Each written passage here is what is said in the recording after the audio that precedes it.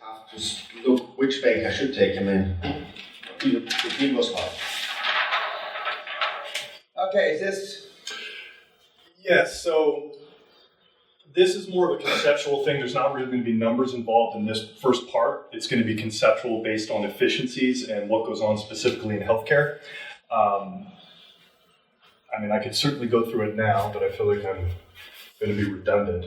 But ultimately, this is the California Healthcare Foundation. It's the Southside Coalition out of Los Angeles, and it's actually 8 clinics that are not actually under a holding company, but it's a coalition. They are independent. And the concepts that I wanted to go over was what they actually do with restructuring, or what we're just basically calling efficiencies. So it's one thing, for us to go through the process and acquire these, but what are you going to do once you actually get them? So this particular case study that I have, that you all have access to, goes through some of these concerns and what do you actually do when you have it. And in healthcare, there's specific things. So administration consolidation, these are things that Dan has already talked to us about in general in terms of an efficiency concept, but there's going to be more specific things along the way. So bringing together, dealing with back office issues, dealing with front office issues, consolidating these, making sure you're looking at that and you have a model ready to go. Because if you don't have a model ready to go, just because you have it, it doesn't necessarily mean you know how to run it, or at least how to lead the right people how to run it. Part of that would also be joint ventures. You can come in with other concepts, other medical models, and actually help what's going on too. Management service organization, this MSO concept is really important to make sure that we're looking at. Other mergers, and we'll talk about that in another example. And then joint programming, I think this has been really important in our particular situation where we are looking at a roster of services, actually defining what it is that you're really providing. And one of those things would be disease protocols. And this is part of creating efficiency from a healthcare standpoint. If you actually understand what you're doing and how you're approaching the patient, this helps across all other acquisitions that you may have or other clinics that you might be operating with. So how do you approach, let's say, diabetes? And that creates an efficiency across the board. You can also share other health practitioners that understand that particular model, and they can go throughout the other acquisitions that you have. But defining the roster of services, I think, is really important. So this is just an overview in general about that, and then there's 2 specific cases. I've only got one here so far, but let me go over that and save the second one after I put that up. But this first one, this is a merger between, or an attempted merger, because this in fact was a fail. I should probably put that up there, that this was failed. Between West Haven Free Clinic and Hope Clinic. Again, we're in South Los Angeles. This is a tough area. They're into the concept of free clinics, and that's what we're talking about here. So West Haven has been around for about 40 years. Hope Clinic was around 30 years. There was some basic issues that went on with this merger. The first issue was, and I thought this was pretty glaring, was a negotiation committee. So they decided to come together for 4 months to figure out whether or not this was going to work. And so they were making nice, and I think that was certainly what we've been learning from Dan. I think they were making nice too much, and it started to create a lot of mistrust. And again, they're wasting time. This is 4 months doing this process of just doing that. Then they went through an additional 3 months of due diligence. Once they all sort of powwowed together and decided to maybe do it, they go through due diligence, and during that process, they realized that the Hope Clinic actually had miscalculated the number of patients that they were capable of doing or bringing in, or what they had. So that would. How can you miscalculate what you have? I don't. That's a great question, because that immediately made them get concerned. So they, right off the bat, there was a problem with that. They just miscalculated the numbers and went, oh, we're sorry. What else have they miscalculated? Exactly. And that was, at that point, even though they went, oh, okay, mea culpa, at that point, that's what froze the process for them right at that point. So, and the big concern from a number standpoint is a loss of funding, because they actually get a lot of funding through in these free clinic situations, but it's based on a certain number. In this case, it was 1,000 patients, but they were off on that calculation.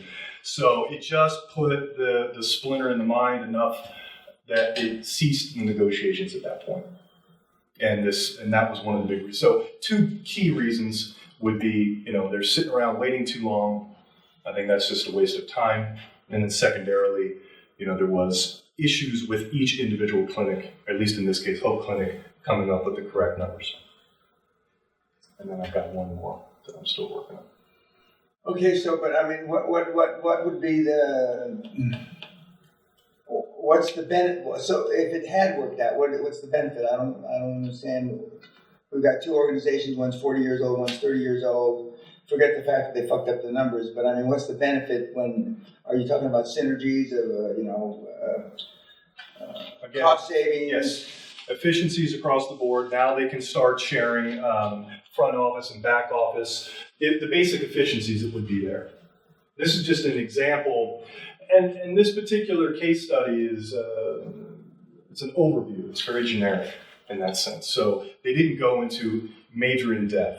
They're just trying what the foundation is attempting to provide is a service for other clinics that are thinking about doing this, and what are some of the potential pitfalls in attempting a merger of this. Now, are these full operational hospitals? No, these are free clinics. These are small. No, but I mean, so it's 1,000 patients. You said that's a big goddamn clinic. It's a pretty big clinic, but it's not the same size as a hospital.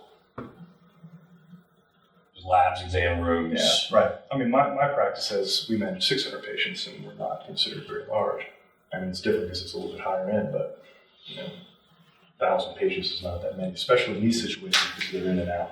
I have a question. What are the guidelines from the bank, the financing parameters from the bank? So again, this is very much an overview, and I've got one more example here. So this is very much an overview. This is not a numbers particular case. The other cases that I have is more numbers based, but this was supposed to be much more of an overview regarding the importance of efficiencies. This is a vision. The what? A vision. A vision, right? Yeah. Vergaß, they said in the the book of Wall Street, they say it's all Vergaß. Okay. Yeah. Is this the cloud? Is this the cloud? Yeah. Is this the cloud? Yeah. It's all air. It's just. Yeah. Full gas. Okay. Any other questions? No. I have a few more things that I'm going to add to it. Okay, so what's the next case you're going to work on? What do we got here? One of yours? What's your second deal? Also shitty deal. I only have shitty deals. That's a case study. I think we've done all of them. Actually, I do have another one I can pull up. No, I mean, you got a bunch of... We got a bunch here. I'll take a look. There's extra ones in the folder. Right.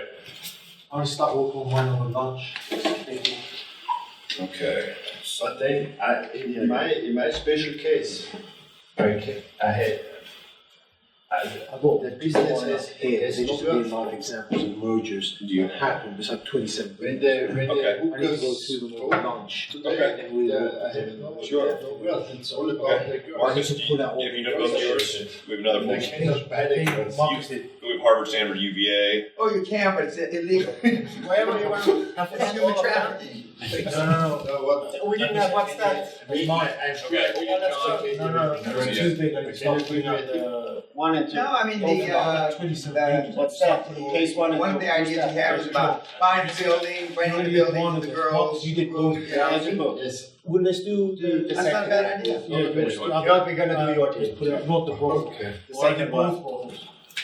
But I think it's important. Is it the brothel as well? There we go. Different brothel. This is It looks lovely. this is Laufhaus Rachel in Vienna. this would be a good thing. Thank you, Mr. Peña, that you let me pay for the seminar. He was the former, also a gangster boss from Vienna. He's the owner. Mr. Hauke, you know him? No. What the fuck? Why should I know? He's a famous. Well, he made his money in property. He's a famous guy. He built apartments and sold them out like you. Yeah. Somehow, too. 28 rooms. Oh, it's big. What, he wants to sell or what? Yes, he has a. Oh, he wants you to refurbish them and sell them as apartments. I think then I think when you go into a Laufhaus or brothel, I can immediately smell or see if it's good or not. Smell it, you can probably smell. I can Okay, I'm already through it. How much does he want to have? Okay, well, let's go to the next one. Okay.